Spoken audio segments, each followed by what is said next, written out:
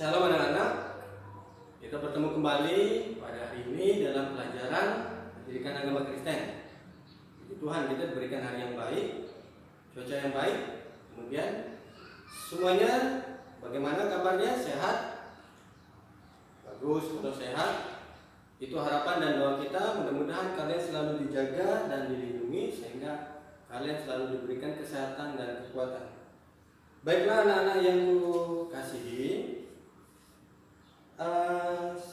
seperti biasa sebelum kita memasuki pelajaran kita bersama-sama bersatu di dalam doa. Mari lipat tangan, tundukkan kepala, kita bersatu di dalam doa. Bapa kami yang di sorga, puji syukur dan terima kasih kami panjatkan kepadamu, karena pada hari ini kembali lagi kami anak-anakmu boleh berkumpul bersatu hati untuk bersama-sama belajar tentang kebenaran firman-Mu. Pada hari ini Bapa, kami akan belajar tentang tema Yesus teladanku. Oleh karena itu berikan kami hikmat dan pengertian agar kami boleh mengikuti pelajaran ini dengan baik dan boleh memahami setiap penjelasan dari materi yang disampaikan oleh Bapak Guru kami. Kami pun berdoa kiranya Tuhan memberkati dan menyertai Bapak Guru kami agar ilmu yang Ia bagikan bisa menjadi bekal bagi kami dalam menjalankan kehidupan sebagai umat-umat Tuhan, sehingga segala sesuatu yang kami lakukan berkenan di hadapan Tuhan. Kami serahkan dari awal pertengahan sampai akhir daripada pelajaran kami ini Bapa, kiranya Engkau memberkatinya. Dan dalam nama Yesus Kristus kami berdoa. Amin. Baiklah anak-anakku yang dikasihi, dalam perjumpaan kita pada hari ini seperti biasa Bapak akan absen dulu ya, satu persatu. Nanti kalau Bapak sebut namanya silahkan angkat tangan. Deborah, ya hadir. Kelvin, bagus. Adi Supangga, bagus. Arya Christian, bagus. Dama, ya. Yosua, ya. Wawa, ya. Sony, ya. Patia, ya. Debbie, ya. Samson, ya. Mutiara, ya. Melanie, ya. Nadia, ya. Wirina, ya. Tirsa, ya. Puji Tuhan, semuanya hadir ya. Ya, kalian sehat semua kan? Sehat. Ya, baguslah kalau sehat semua. Itu harapan kita. Baiklah anak-anakku yang dikasihi, seperti yang Bapak sampaikan, tema kita pada hari ini judulnya adalah Yesus teladanku.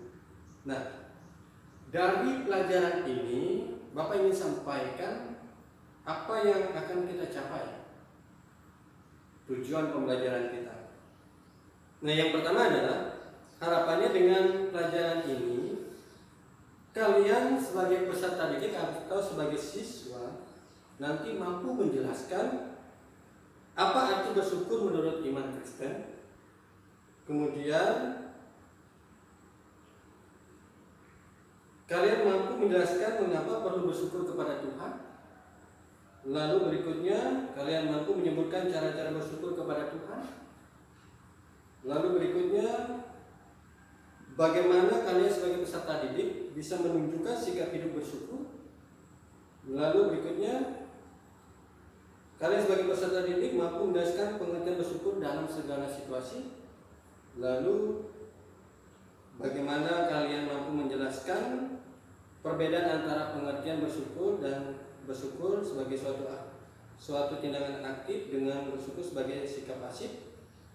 Lalu bagaimana kalian mampu menjelaskan mengapa perlu bersyukur dalam situasi sulit. Lalu bagaimana kalian mampu mengajak orang lain, saudara kalian, keluarga kalian, teman kalian untuk bersyukur. Lalu yang berikutnya kalian mampu menulis doa ucapan syukur dengan tema ucapan syukurku. Lalu kalian mampu mendemonstrasikan cara bersyukur melalui doa dan pujian, doa drama, tulisan atau bermakna kalimat kata-kata yang membangun yang dilakukan selama 1 semester ini. Nah, ini harapannya. Oleh karena itu, baiklah, untuk tujuan pembelajaran kita itu yang kita harapkan mudah-mudahan semuanya tercapai dengan baik. Ya, baiklah anak-anakku, kita akan masuk dalam materi kita dengan judul Yesus Teladanku, ya. Yesus Teladanku. Nah, kitabnya dikeluarkan semua dan bukunya juga dikeluarkan, ya. Coba perhatikan seperti yang Bapak sampaikan tadi, halaman 41 sampai 53. Kalian ikuti, ya. Dan Bapak akan jelaskan kepada kalian tentang materi ini. Nah, baiklah anak-anakku, Bapak ingin bertanya dulu kepada kalian, menurut kalian, kenapa Tuhan Yesus bagi orang Kristen itu menjadi contoh dan teladan? Kenapa Tuhan Yesus bagi orang Kristen itu menjadi contoh dan teladan dalam kehidupan mereka? Ya. Baik. Ada yang menjawab? Silakan kalau ada yang menjawab. Ya.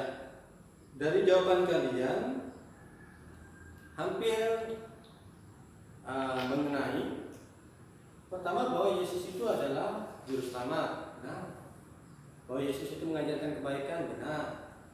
Bahwa Yesus itu mengajarkan tentang jalan hidup menjadi orang Kristen, itu benar semuanya, ya. Nah, sekarang Bapak akan jelaskan kenapa Tuhan Yesus itu menjadi teladan sesuai dengan firman Tuhan. Coba kalian buka terlebih dahulu Matius 1 ayat 40 sampai 45. Bapak sambil duduk, ya. Duduk.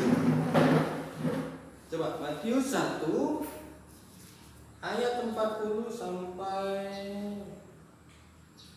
Markus 1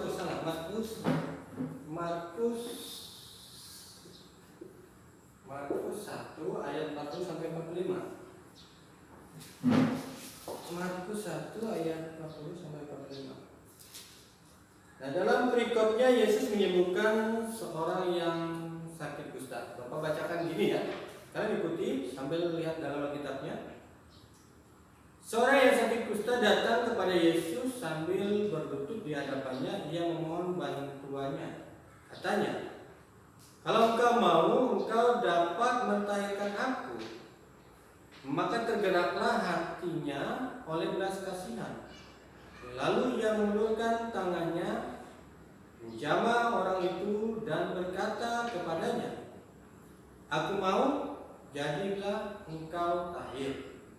Seketika itu juga lenyaplah penyakit kusta orang itu dan ia menjadi tahir.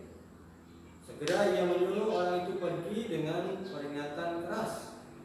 "Ingatlah, jangan engkau memberitahukan apa tentang hal ini kepada siapapun. Tetapi pergilah, perlihatkanlah dirimu kepada imam dan persembahkanlah untuk pentahiranmu, persembahan yang diperintahkan oleh Musa, sebagai bukti bagi mereka." Tetapi orang itu pergi memberitakan peristiwa itu dan menyebarkannya kemana-mana, sehingga Yesus tidak dapat lagi terang-terangan masuk ke dalam kota. Ia tinggal di luar di tempat-tempat yang sepi, namun orang terus juga datang kepadanya dari segala penjuru. Nah, itu bunyi daripada ini tadi, ya. Markus 1 ayat 40.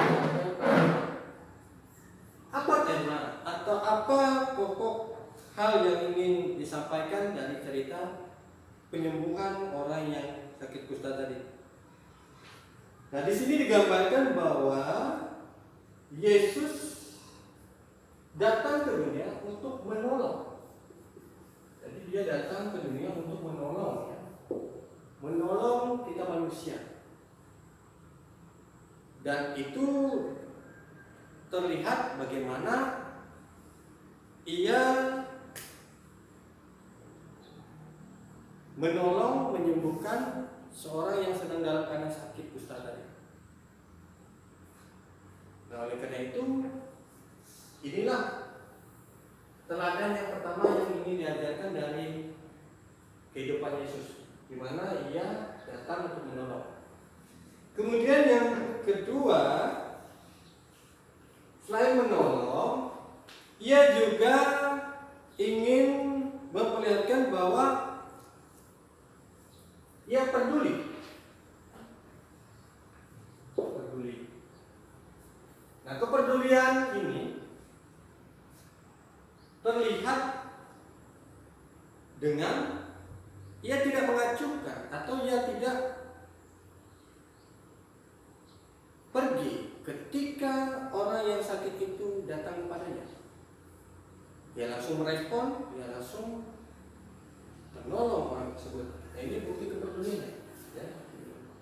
Kemudian yang ketiga, bahwa ia memperhatikan.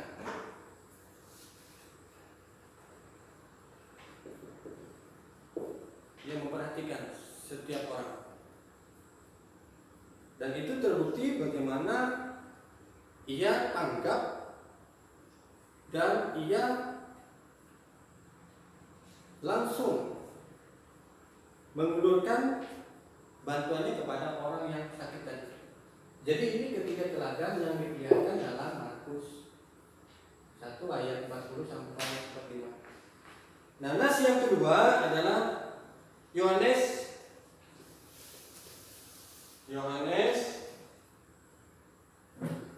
Injil Yohanes pasal 4 ayat 5 sampai yang ke-30. Bapak bacakan ya, sambil duduk ya. Injil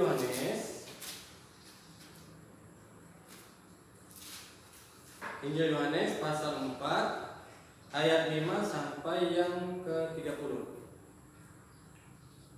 Dengan perikop percakapan dengan perempuan Samaria. Maka sampailah ia di sebuah kota Samaria yang bernama Sikar, dekat tanah yang diberikan Yakub dahulu kepada anaknya Yusuf. Di situ terdapat sumur Yakub. Yesus sangat letih oleh perjalanan karena itu ia duduk di pinggir sumur itu. Hari kira-kira pukul 12, maka datanglah seorang perempuan Samaria hendak menimba air. Kata Yesus kepadanya, "Berilah aku minum." Sebab murid-muridnya telah pergi ke kota membeli makanan. Maka kata perempuan Samaria itu kepadanya, "Masakah engkau seorang Yahudi minta minum kepadaku seorang Samaria?" Sebab pada saat itu orang Yahudi tidak bergaul dengan orang Samaria. Jawab Yesus kepadanya, "Jikalau engkau tahu tentang karunia Allah dan siapakah dia yang berkata kepadamu, 'Berilah aku minum,' niscaya engkau telah meminta kepadanya dan ia telah memberikan kepadamu air hidup." Kata perempuan itu kepadanya, "Tuhan, engkau tidak punya timba dan sumur. Ini amat dalam. Dari manakah engkau memperoleh air hidup itu? Adakah engkau lebih besar daripada bapa kami Yakub yang memberikan sumur ini kepada kami, yang telah minum sendiri dari dalamnya, ia serta anak-anaknya dan ternaknya?" Jawab Yesus kepadanya, "Barang siapa minum air ini, ia akan haus lagi. Tetapi barang siapa yang minum air yang akan kuberikan kepadanya, ia tidak akan haus untuk selama-lamanya. Sebaliknya, air yang akan kuberikan kepadanya akan menjadi mata air di dalam dirinya yang terus-menerus memancarkan sampai kepada hidup yang kekal." Kata perempuan itu kepadanya, "Tuhan, berikanlah aku air itu supaya aku tidak haus dan tidak usah datang lagi ke sini untuk menimba air." Kata Yesus kepadanya, "Pergilah, panggillah suamimu dan datanglah ke sini."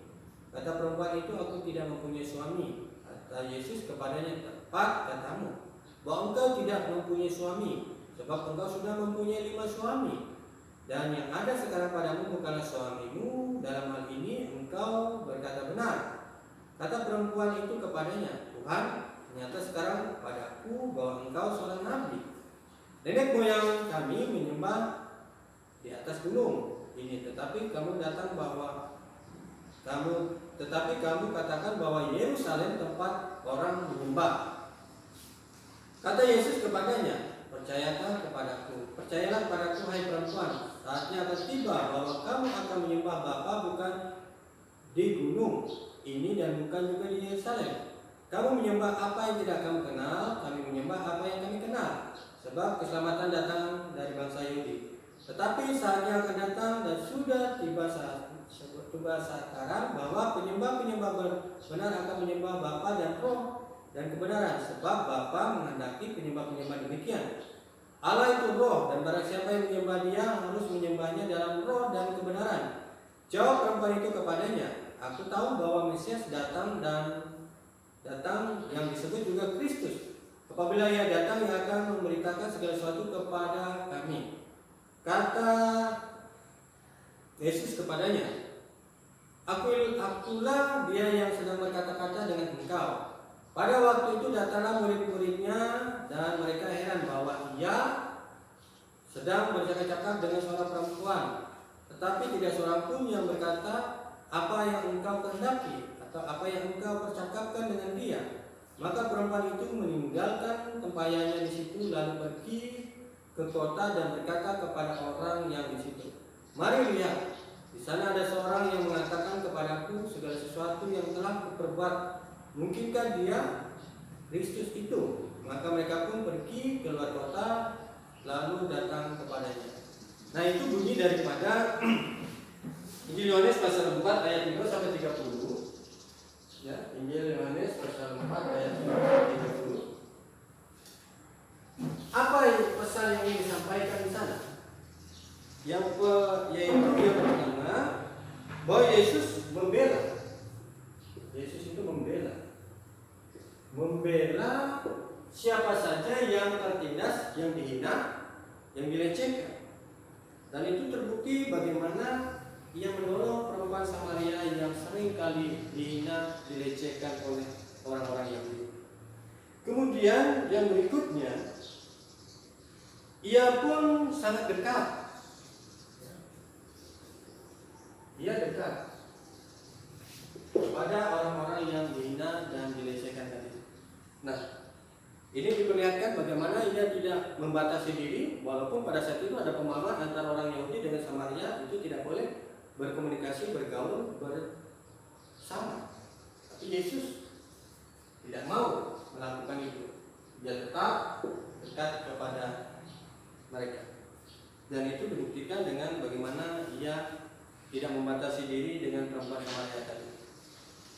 Nah, berikutnya coba kalian buka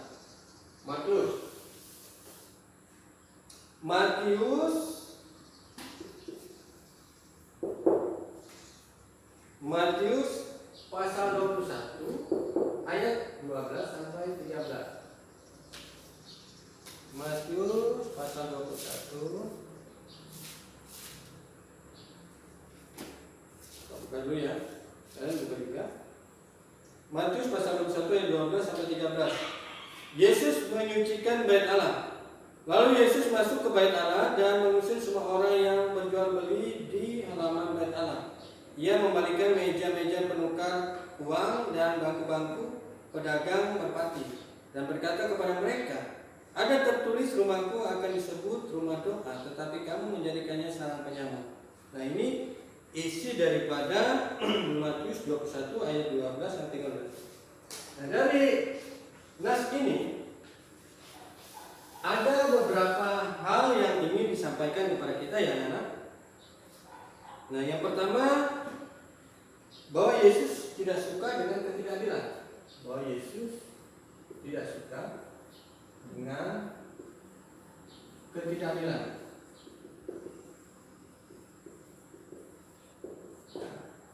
Nah, kenapa Yesus tidak suka dengan ketidakadilan? Karena tadi diperlihatkan dalam cerita ini, ketidakadilan itu memperlihatkan perbedaan dan jenjang perlakuan yang terjadi. Nah, ini yang sangat dia tidak sukai. Kemudian yang kedua, Tuhan Yesus juga tidak suka bagaimana bait Allah itu dicemari.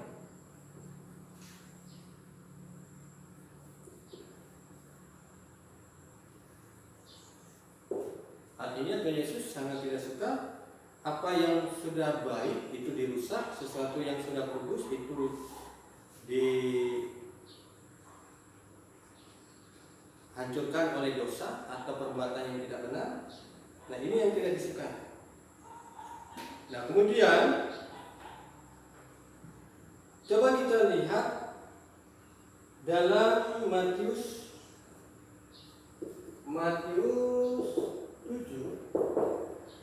ayat 3 sampai 5. Matius 7 ayat 3 sampai 5. Dalam perikop hal menghakimi. Mengapa engkau melihat selumba di mata saudaramu sedangkan balok di dalam matamu tidak engkau ketahui? Bagaimana engkau dapat berkata kepada saudaramu, biarlah aku mengeluarkan selumba dari matamu padahal ada balok di dalam matamu? Hai orang munafik, keluarkanlah dahulu balok dari matamu, maka engkau akan melihat dengan jelas untuk mengeluarkan selumba dari matamu. Nah, itu bunyinya ya. Matius 7 ayat yang ketiga sampai kelima. Nah, dari sini pesan yang ingin disampaikan oleh Tuhan Yesus adalah Tuhan Yesus sangat tidak suka dengan kemunafikan.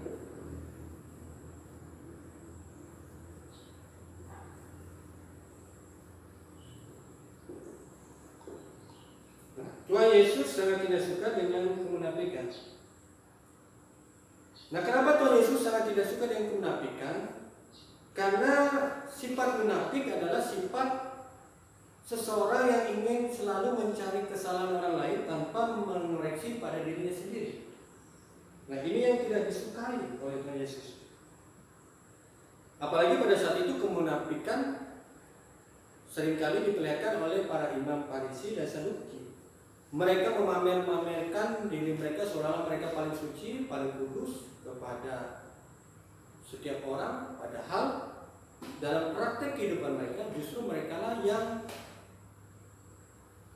merusak kekudusan itu. Dan itu terlihat tadi contohnya di dalam Matius 21 ayat 12 sampai 13, bagaimana mereka atas izin para imam Farisi dan Saduki, orang-orang berjualan di bait Allah, sehingga akhirnya bait Allah itu menjadi arena jual beli ya.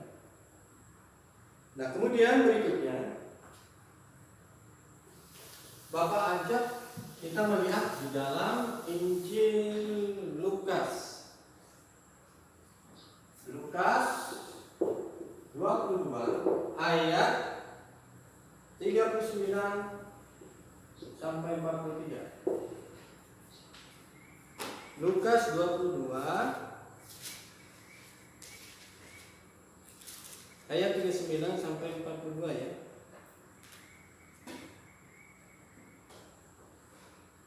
Sampai 43, 39 sampai 43. Dengan judul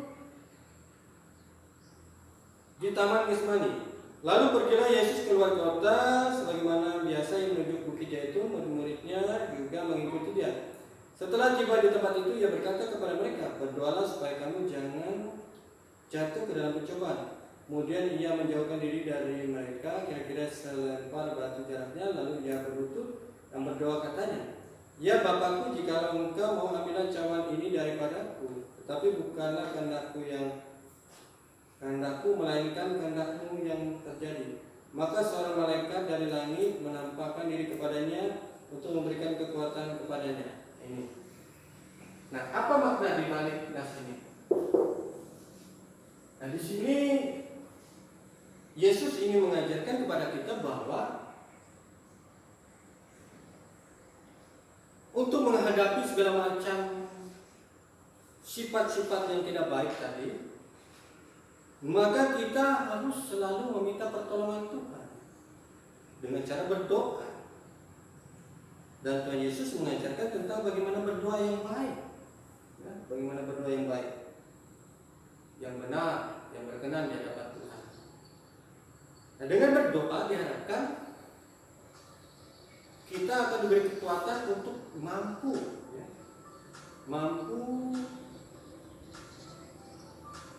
melawan segala macam bentuk sifat-sifat yang tidak baik dari diri kita. Oleh karena itu, ini yang harus kita lakukan dan ini yang harus kita jalani untuk menghadapi daripada segala macam apa yang terjadi dalam hidup kita. Jadi doa itu sangat penting, ya, sangat penting untuk membentengi diri kita. Nah, baiklah anak-anakku, dari apa yang Bapak sampaikan tadi, kira-kira kalian sudah mengerti dan memahami? Ada yang pertanyaan kira-kira? Mudah-mudahan apa yang Bapak sampaikan sudah dipahami semua, ya. Nah, kalau seandainya kalian tidak ada pertanyaan, kita akan bersama-sama menutup pelajaran kita pada hari ini. Ya, baiklah anak-anakku. Tadi Bapak sudah jelaskan kepada kalian tentang materi kita, Yesus Teladanku. Dari sana Bapak berharap kalian mendapatkan banyak makna dari sosok Tuhan Yesus yang digambarkan tadi, sehingga itu menjadi sesuatu yang bisa kita terapkan dalam kehidupan kita, baik dari cara hidupnya, sikap hidupnya, maupun juga apa yang dia ajarkan. Nah, oleh karena itu, dari semuanya itu Bapak akan memberikan tugas kepada kalian, yaitu tugas di rumah. Yang pertama adalah buat sebuah resume atau sebuah ringkasan dari materi kita mengenai apa yang Bapak sampaikan tadi. Kemudian yang kedua, jawab pertanyaan apa yang diajarkan oleh Tuhan Yesus di dalam kehidupannya kepada manusia. Apa yang diajarkan Tuhan Yesus di dalam kehidupannya kepada manusia. Kemudian yang berikutnya, kenapa kita harus bersyukur? Ya, kenapa kita harus bersyukur? Lalu berikutnya, bagaimana cara kita mengungkapkan rasa syukur sesuai dengan teladan yang ditunjukkan oleh Tuhan Yesus tadi kepada kita.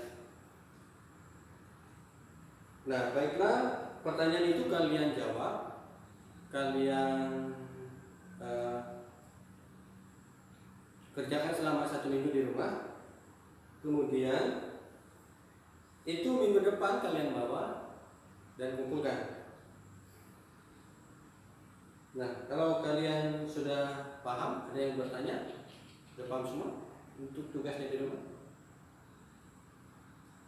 Baik, kalau sudah paham semua, mudah-mudahan bisa dikerjakan dengan baik. Seperti biasa, sebelum kita mengakhiri pelajaran kita bersatu di dalam doa. Mari kita bersatu di dalam doa. Tuhan, terima kasih karena Engkau sudah menyertai pelajaran kami. Engkau sudah menyertai Bapak Guru kami yang sudah memberikan materi dan memberikan penjelasan kepada kami mengenai Yesus teladan. Banyak hal yang kami dapatkan dari sosok Tuhan Yesus, sehingga kami boleh memahami bagaimana kehidupan yang harus kami jalani seturut dengan kehendak Tuhan. Oleh karena itu Bapak, jika sebentar lagi kami akan menutup pelajaran ini dan akan kembali beraktivitas untuk melanjutkan pembelajaran berikutnya dalam mata pelajaran yang berbeda. Kiranya Tuhan menyertai proses belajar kami berikutnya, dan kiranya Tuhan juga memberkati Bapak Guru kami yang sudah memberikan materi, sehingga apa yang telah disampaikan menjadi berkat bagi kami. Oleh karena itu Bapak, inilah permohonan dan doa kami yang kami naikkan hanya di dalam nama Tuhan kami Yesus Kristus kami berdoa. Amin. Ya, baiklah anak-anak, materi kita tadi sudah selesai, dan untuk menutup daripada materi kita pada hari ini, belajar kita pada hari ini, Bapak ingin membawakan kita dalam satu pujian dengan judul Ku Mau Cinta Yesus. Hafal semua kan? Lagunya Ku Mau Cinta Yesus. Baik, kalau sudah hafal, kita nyanyikan bersama-sama setelah hitungan yang ketiga. 1, 2, 3. Ku mau cinta Yesus selamanya. Ku mau cinta Yesus selamanya. Meskipun badai silih berganti dalam hidupku, ku tetap cinta Yesus selamanya. Ku mau cinta Yesus selamanya. Ku mau cinta Yesus selamanya. Meskipun badai silih berganti dalam hidupku, ku tetap cinta Yesus selamanya. Ya Aba, Bapa, ini aku anakmu, layakkanlah seluruh hidupku. Ya Aba, Bapa, ini aku anakmu, pakailah sesuai dengan rencanamu. Itulah diri kita. Mudah-mudahan Tuhan bisa memakai kita supaya kita menjadi berkat dan menjadi berguna dalam kehidupan ini. Kita bertemu kembali dalam materi kita minggu depan, yaitu pendidikan agama Kristen dalam bab yang berikutnya. Selamat siang anak-anak, Tuhan memberkati.